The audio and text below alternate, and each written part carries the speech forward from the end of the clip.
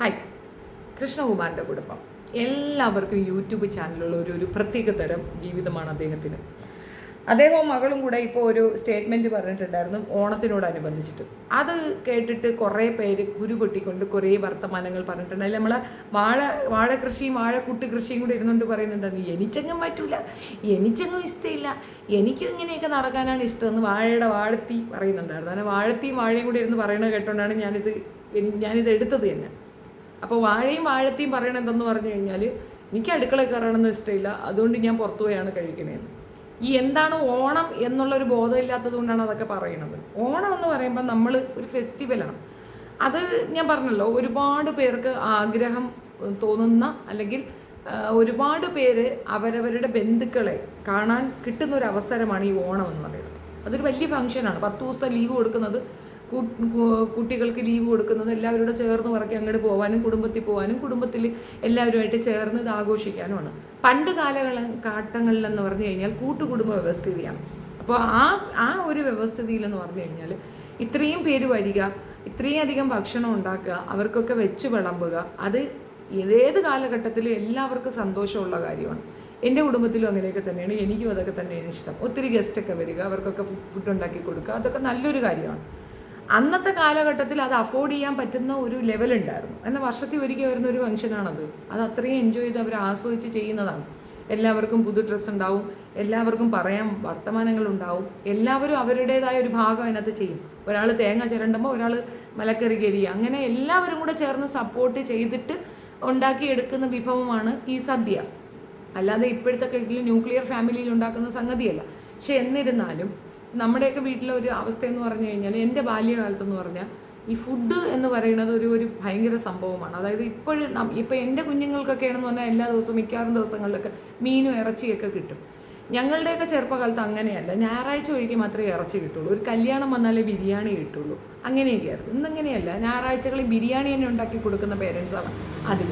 ഒരു ചെറിയ വിശേഷം വന്നാൽ തന്നെ ബിരിയാണിക്കെല്ലാം കയറുന്നത് കാണാം. അപ്പോൾ അതേപോലെ ഇന്ന് ഭക്ഷണത്തിനൊന്നും വലിയ ബുദ്ധിമുട്ടൊന്നും ഇല്ലാത്തൊരു അവസ്ഥയുണ്ട്. അന്ന് അങ്ങനെയല്ല. സദ്യ എന്ന് പറയുമ്പോൾ അതൊരു ഭയങ്കര സംഭവമാണ്. പിന്നെ അമ്പലങ്ങളിൽ പോയി അന്നദാന ചടങ്ങിൽ പോകുന്ന തന്നെ ഈ സദ്യ കഴിക്കാൻ വേണ്ടിയിട്ടാണ്. അതൊരു സന്തോഷമാണ്. ഇത്രയധികം കൂട്ടുകറികളെ കൂടെ അതൊരു കഴിക്കാൻ കിട്ടുക എന്ന് പറയുന്നത് നല്ലതാണ്. സന്തോഷം തന്നെയാണ്. അത് ചില വീടുകളിലാണെങ്കിൽ അതിലേറെ സന്തോഷം. എൻ്റെയൊക്കെ ഒരുപാട് സുഹൃത്തുക്കളുണ്ടായിരുന്നു. അവരുടെയൊക്കെ ഓണം ആകുമ്പോൾ ഞങ്ങളെയൊക്കെ വിളിക്കും. ആ വീടുകളിൽ പോയി ആ അമ്മമാരുടെ കയ്യിൽ നിന്ന് കിട്ടുന്ന ആ ഭക്ഷണം ഉണ്ടല്ലോ, അവരുടെ സ്നേഹത്തോടു കൂടി അവർ തരുന്ന ഒരു വിളമ്പുന്ന ഒരു രീതി ഉണ്ടല്ലോ, അത് സത്യം വേറെ എങ്ങും ഉണ്ടാവത്തില്ല. അതൊരു പ്രത്യേക സുഖമാണ്. അത് ഹോട്ടലിൽ നിന്ന് വാങ്ങിച്ച് തിന്നാൽ കിട്ടുമെന്ന് അറിഞ്ഞു ചോദിച്ചാൽ എനിക്കറിയില്ല. അത് കിട്ടുന്നവർക്ക് കിട്ടുമായിരിക്കാം. അഹാനയുടെ സ്റ്റേറ്റ്മെൻറ്റ് എടുത്തു വെച്ച് പറയുന്ന വാഴത്തോരന് കുടുംബം അറിയത്തില്ല, കൂട്ടുകുടുംബം എന്താണെന്ന് അറിയത്തില്ല, കുടുംബത്തിൽ നിന്ന് മാറി നിന്ന് അച്ഛനെയും അമ്മയും അടിച്ചിറക്കിയിട്ട് ജീവിക്കുന്ന ഒരുത്തനിക്ക് എന്ത് കുന്തം മനസ്സിലാകാനാണ്? അച്ഛൻ്റെ അമ്മയുടെ ഒപ്പം നിന്ന് അവർക്കൊപ്പം നിന്ന് പിന്നെ ഭാര്യയെ അങ്ങോട്ട് പറഞ്ഞു വിട്ട് താനും കൂടെ പോയി സപ്പോർട്ട് ചെയ്ത് ഫുഡ് ഉണ്ടാക്കി അച്ഛൻ്റെ അമ്മയ്ക്ക് ഒപ്പം ഇരുന്ന് ഫുഡ് കഴിക്കുന്ന ആ ഒരു സന്തോഷം ഏത് ഹോട്ടലിൽ നിന്ന് കഴിച്ചാലാണ് കിട്ടുക? അതെനിക്കറിയില്ല. ഇനി അഥവാ ഹോട്ടലിൽ നിന്നാണെന്ന് തന്നെ വയ്ക്കുക, അച്ഛനെയും അമ്മയും കൂടെ കൊണ്ടുപോയി അവർക്കൊപ്പം ഇരുന്ന് കഴിക്കുമ്പോൾ അതിന് മാറ്റ് വേറെയാണ്. അപ്പം അങ്ങനെയൊന്നും ഇല്ലാത്തവരിരുന്നുകൊണ്ട് അഭിപ്രായം പറയുമ്പോൾ ചിരിക്കാനെന്നല്ല, വേറെ ഒന്നും പറയാനില്ല. അഹാനയുടെ വിഷയത്തിൽ എന്തെന്ന് പറഞ്ഞു കഴിഞ്ഞാൽ പലപ്പോഴും കേരളീയർക്ക് പറ്റിപ്പോകുന്ന ഒരു അബദ്ധമാണ്. അവർ വിഷ്വലിനാണ് കൂടുതൽ ഇത് കൊടുക്കുന്നത്. നമ്മൾ കാണുന്ന കാഴ്ചയ്ക്ക് അപ്പുറം ഒരു ലോകമുണ്ട്. പലരുടെയും യൂട്യൂബ് ചാനൽ എടുത്തു വെച്ച് നോക്കി കഴിഞ്ഞാൽ ഭയങ്കര സംഭവങ്ങളാണ്. ഉള്ളിൽ അടിയും ബഹളവും ഇതുമായിരിക്കും. അതുകൊണ്ടാണ് പല രീതിയിൽ ഭയങ്കര ഇൻറ്റിമസിയൊക്കെ കാണിച്ചവരൊക്കെ ഒരു പരിധി കഴിയുമ്പോൾ ഡിവോഴ്സ് തേനെന്നൊക്കെ പറഞ്ഞ് പുറത്തേക്ക് വരുന്നത്. പല രീതിയിലുണ്ടാവും. അതിൻ്റെ ഏറ്റവും നല്ല എക്സാമ്പിളാണ് ഈ ദുബായ് ബേസ്ഡ് ആയിട്ടുള്ള ഒരു യൂട്യൂബർ ഉണ്ടായിരുന്നു.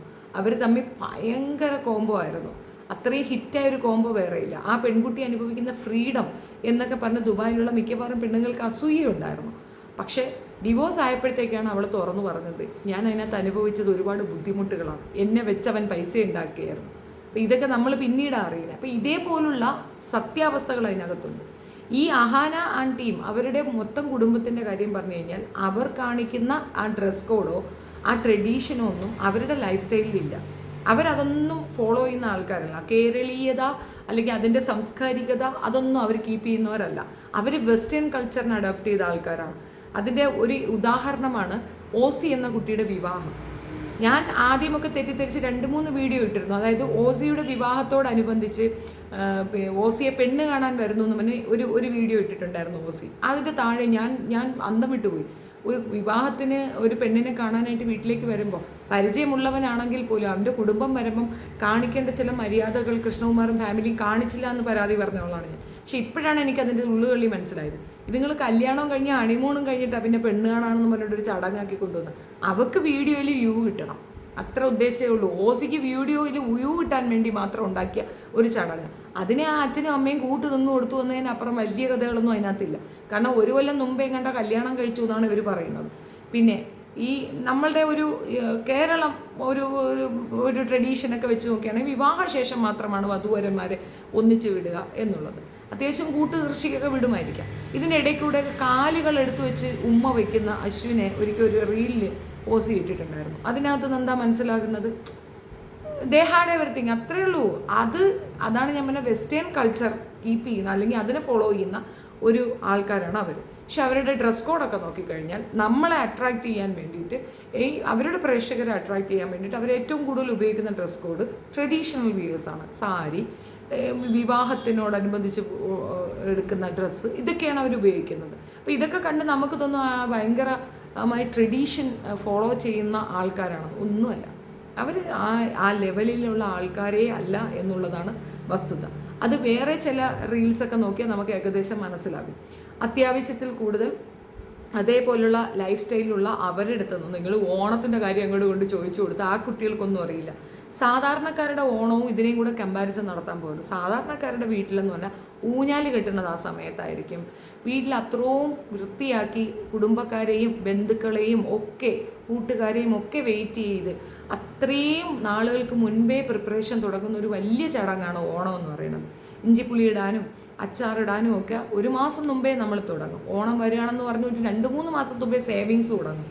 ഒരുപാട് രീതിയിൽ പ്രിപ്പയർ ചെയ്ത് വെച്ച് ആലോചിച്ച് ചെയ്യുന്ന ഒരു വലിയ ഫംഗ്ഷനാണ് ഓണം. അത് ഹിന്ദു മതവിശ്വാസികൾക്ക് മാത്രമല്ല, എല്ലാവരും അത് അങ്ങനെ ആഘോഷിക്കുന്നത് ദേശീയോത്സവം തന്നെയാണ്, തർക്കമില്ല. പക്ഷെ ഇതിനെ ഈ രീതിയിൽ ആ കുട്ടി പറഞ്ഞു എന്ന് പറഞ്ഞാൽ അതിനെ എടുത്തു വെച്ച് ഉരുട്ടാൻ നിൽക്കുക, അതുങ്ങൾ അതിൻ്റെ വഴിക്ക് വിടുക എന്നുള്ളതാണ് എൻ്റെ ഒരു വാക്ക്. എന്തും ഏതും നമ്മൾ കാണുന്നതല്ല ശരിക്കുള്ള പിക്ചർ എന്നുള്ളത് അവരുടെ ലൈഫിൽ തന്നെ തെളിയുന്നതാണ്. പിന്നെ വിവാഹവേദിയിൽ ഇവളിട്ടുകൊണ്ട് പോയി ഡ്രസ്സിനെ പറ്റിയോ അതിൻ്റെ ഒരുക്കത്തിനെ പറ്റിയോ ഒക്കെ ഒരു പരാതി പോലെ പറഞ്ഞിരുന്നു.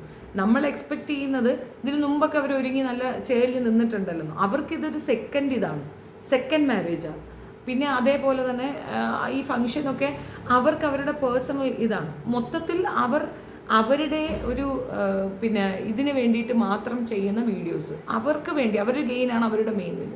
അവർക്കൊരു യാതൊരുവിധ റെസ്പോൺസിബിലിറ്റിയും അവർ കാണിക്കുന്നില്ല. അവരുടെ സബ്സ്ക്രൈബേഴ്സിനോട് പോലും അവരൊരു ഉത്തരവാദിത്തം കാണിക്കുന്നതായിട്ട് എനിക്ക് തോന്നിയിട്ടില്ല.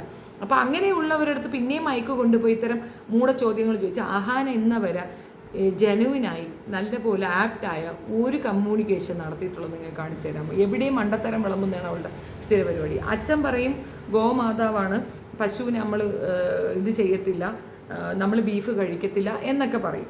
മോള് പറയും എൻ്റെ വീട്ടിൽ എനിക്ക് ഏറ്റവും ഇഷ്ടം ബീഫ്, അമ്മ വെക്കുന്ന ബീഫ് കറിയാണെന്ന് പറയും. അപ്പോൾ ആ വൈരുദ്ധ്യത മനസ്സിലാക്കുക. സമൂഹത്തിൽ ഒരു രാഷ്ട്രീയക്കാരനായിട്ട് ഇയാൾ വരണമെന്നുണ്ടെങ്കിൽ ആദ്യം തിരുത്തേണ്ടത് വീട്ടിലുള്ള പെണ്ണുങ്ങളുടെ വായാണ്. അവരെന്ന് കൺട്രോൾ ചെയ്യുക. അല്ലെങ്കിൽ ഇയാൾ പറയുന്ന ജസ്റ്റ് ഓപ്പോസിറ്റ് അയാൾ പറയും. 4 പെൺമക്കളുടെ അച്ഛൻ കൃഷ്ണകുമാർ മുമ്പ് പറഞ്ഞൊരു സ്റ്റേറ്റ്മെൻറ്റ് അറിയത്തില്ലേ? ഹേമ കമ്മിറ്റി വിഷയത്തിനെ ലൈറ്റാക്കി എടുക്കുക, കതവ് തട്ടുന്നുണ്ടെന്ന രീതി കളിയാക്കുക, പിന്നീട് ചാനലുകാർ വിളിച്ചു വയ്ക്കുമ്പോൾ തപ്പപ്പ പറയുക. ഇതൊക്കെയാണ് അയാളുടെ രീതി. അത് ആ ലെവലിലുള്ള കുറേ മനുഷ്യർ, നമ്മുടെ ദേഹം മുഴുക്ക ചാണകമാണെന്ന് പറയുന്ന ആ ലെവലിൽ തിങ്ക് ചെയ്യുന്ന കുറേ മനുഷ്യർ, അത്രയേ ഉള്ളൂ. നല്ല എഡ്യൂക്കേറ്റഡ് ആണ് കുട്ടികളൊക്കെ, പക്ഷേ എന്താ പറയണേ, തുലവും തുച്ഛം. ഓസി പറഞ്ഞ ഒരു സ്റ്റേറ്റ്മെൻറ്റ്, ആഹാരം നമ്മളുടെ അന്നം വിതയ്ക്കുന്നതും കൊയ്യുന്നതും ഒക്കെ സാധാരണക്കാരായ മനുഷ്യരാണ്. പക്ഷെ അതുണ്ടാക്കി വരുമ്പോൾ അത് നായർ സദ്യ ആവുന്നു, ബ്രാഹ്മൺ സദ്യ ആവുന്നു, ബ്രാഹ്മിൺസ് പുട്ടുപൊടിയാകുന്നു. അതെങ്ങനെയാണ് ആകുന്നത്?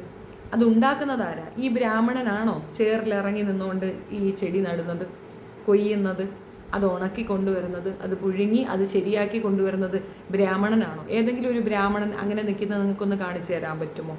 ഒരു ബ്രാഹ്മണൻ അങ്ങനെ നിങ്ങൾക്ക് കാട്ടിത്തരാൻ പറ്റുമോ? എവിടെയില്ല. നായർ സദ്യ കഴിക്കുന്നില്ലേ എന്നാണ് ഈ പെങ്കൊച്ച് ചോദിച്ചത്.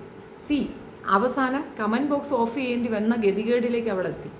എന്നിട്ടും തിരിച്ചറിവില്ലാതെ വീണ്ടും അതേപോലെ മടയത്തരങ്ങൾ പറയുന്നുണ്ടെങ്കിൽ അവരുടെ ആ എഡ്യൂക്കേഷൻ്റെ വാല്യൂ അത്രയേ ഉള്ളൂന്ന് മാത്രം മനസ്സിലാക്കുക. ഒരു കുടുംബമാകുമ്പോൾ ആ കുടുംബത്തിൽ ചില രീതിയിലുള്ള ഇതൊക്കെ നമ്മൾ ആഗ്രഹിക്കുന്നുണ്ടാകും. ആ ആഗ്രഹങ്ങൾ നമ്മുടെ കുടുംബത്തിൽ നമ്മുടെ കുട്ടികളോട് പറഞ്ഞ് നമ്മളെ വീട്ടിൽ അതങ്ങ് നടത്തിയാൽ മതി. അവരത് ചെയ്യണമെന്ന് നിർബന്ധം പിടിക്കാൻ പോണ്ട. അവർ സത്യത്തിൽ പറഞ്ഞ ആളുകളെ പറ്റിക്കുകയാണ്.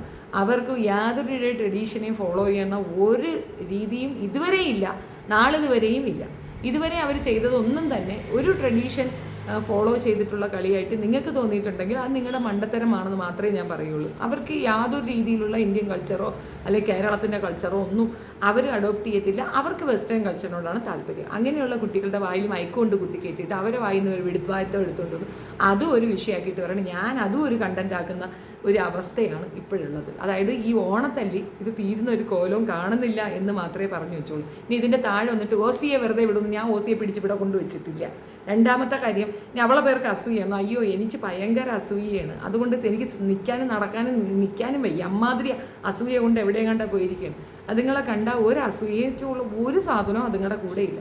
കാണാൻ ചന്തള്ള കുട്ടികളാണ്, അതിനകത്ത് തർക്കമേ ഇല്ല. നാലും അടിപൊളി പെൺപിള്ളേരാണ്, നല്ല പോലെ കാണാൻ നന്നായി ഒരുങ്ങിയ നല്ല സൂപ്പർ കുട്ടികൾ തന്നെയാണ്, തർക്കമില്ല. പക്ഷെ വായി തുറക്കാതിരുന്നാൽ മാത്രം മതി, വേറെ പ്രശ്നങ്ങളൊന്നുമില്ല. കൊണ്ടുവന്ന് നിർത്താം ബൊമ്മയായിട്ട്, അതിനപ്പുറം ഒന്നുമില്ല. ഇപ്പം ഈ പറഞ്ഞ സ്റ്റേറ്റ്മെൻറ്റിൽ ഒരുപാട് പേർക്ക് വിയോജിപ്പുണ്ടാവാം, ഒരുപാട് പേര് അത് അനുകൂലിക്കുകയും ചെയ്യും. അനുകൂലിക്കുന്നവർ മാക്സിമം ന്യൂക്ലിയർ ഫാമിലി ആയിരിക്കും, അവർക്കൊപ്പം തന്നെയാണ് ഞാനും. ന്യൂക്ലിയർ ഫാമിലിയിൽ ഇതുപോലെ സദ്യ ഉണ്ടാക്കാൻ മെനക്കെടരുത്. കാരണം ഭയങ്കര എഫർട്ടാണ്. ഒത്തിരി കറികൾ ഉണ്ടാക്കുക എന്ന് പറയുന്നത് അതൊരു ചെറിയ ടാസ്ക് ഒന്നുമില്ല. കിട്ടിയ 10 ദിവസം എൻജോയ് ചെയ്യുകയാണ് ഉദ്ദേശമെങ്കിൽ കുടുംബത്തിലേക്ക് പോവുക. ഇനി കുടുംബത്തിലേക്ക് പോകാൻ പറ്റാത്തൊരു സാഹചര്യം ഉണ്ടെങ്കിൽ ഹോട്ടലിൽ പോയി കഴിച്ചിട്ട് എവിടെയെങ്കിലും ചുറ്റാൻ പോവുക.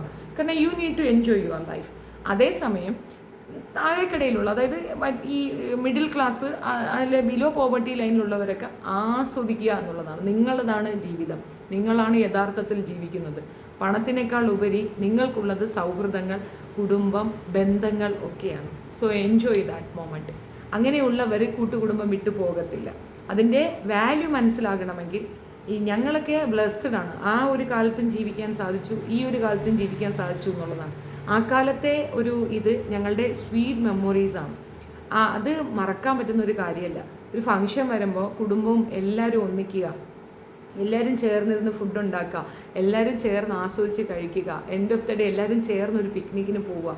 അതൊക്കെ ഒരു ഭയങ്കര ബ്ലെസ്സിങ് ആയ ഒരു കാര്യമാണ്. ഉള്ളവർക്കേ അത് മനസ്സിലാവുള്ളൂ, ഇല്ലാത്തവർക്ക് അത് പിടികിട്ടത്തില്ല. ദൂരദേശങ്ങളിലുള്ള കാര്യങ്ങളാണെങ്കിൽ വ്യത്യസ്തമാണ്. നാട്ടിലുള്ള കുടുംബം കൂടെ ഉള്ളവർക്ക് ഇമാതിരി ഒരു വെകുളത്തരം പറയാൻ തോന്നിയത് തന്നെ തെറ്റാണ്. വർഷങ്ങളായി കുടുംബത്തിൽ ആഹാരം ഉണ്ടാക്കിയിട്ടില്ല എന്ന് പറയുമ്പോൾ അത് അവർക്കത് ഭയങ്കര ക്രെഡിറ്റ് ആയിട്ട് തോന്നുമായിരിക്കും. വിടുവായത്തമല്ല ആ കുട്ടി പറഞ്ഞത്, റിയാലിറ്റി ആയിരിക്കാം. പക്ഷെ അത് കേൾക്കുന്ന നിങ്ങളുടെ ലെവലിലെ ഒരു എക്സ്പെക്റ്റേഷനിലേക്ക് അവരെത്തിയില്ല എന്നുള്ളൊരു പ്രശ്നമാണത്. നിങ്ങൾ എക്സ്പെക്റ്റ് ചെയ്യാതിരിക്കുന്നതിന് ഏറ്റവും നല്ലത്. ഏത് റിലേഷൻഷിപ്പിലും ഏത് രീതിയിലുള്ള സംഗതിയിലും എക്സ്പെക്റ്റേഷൻസാണ് നമുക്ക് നിരാശ കൊണ്ട് തരുന്നത്. നമ്മൾ ഫ്രസ്ട്രേറ്റഡ് ആവാതിരിക്കാൻ ഒരേ ഒരു വഴി എക്സ്പെക്റ്റ് ചെയ്യാതിരിക്കുക എന്നുള്ളതാണ്.